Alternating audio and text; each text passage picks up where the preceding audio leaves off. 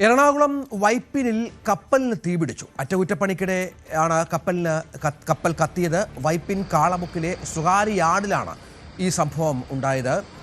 നമുക്ക് ആ ദൃശ്യങ്ങളിലേക്ക് വളരെ വേഗം ഒന്ന് പോകണം. അല്പം മുമ്പാണ് ഈ സംഭവം ഉണ്ടായത്. ആ പ്രദേശത്ത് പരിഭ്രാന്തി ഉണ്ടാക്കി ഈ സംഭവം എന്നാണ് മനസ്സിലാക്കേണ്ടത്.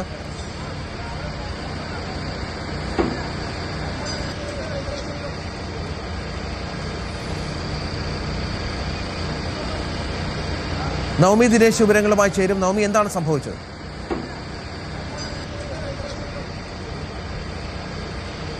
ഇന്ന് പുലർച്ചെയായിരുന്നു സംഭവം നടന്നത്.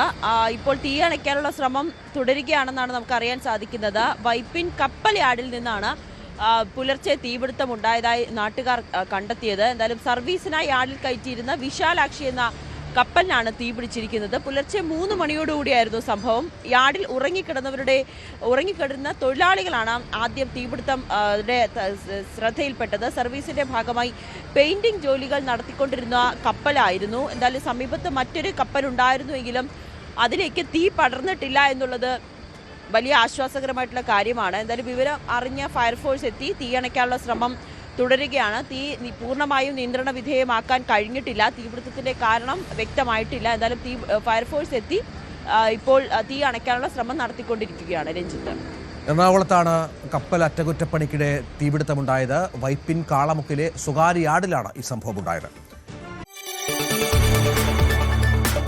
കൂടുതൽ വാർത്തകൾക്ക് news 18 Keralam YouTube channel subscribe ചെയ്യുക.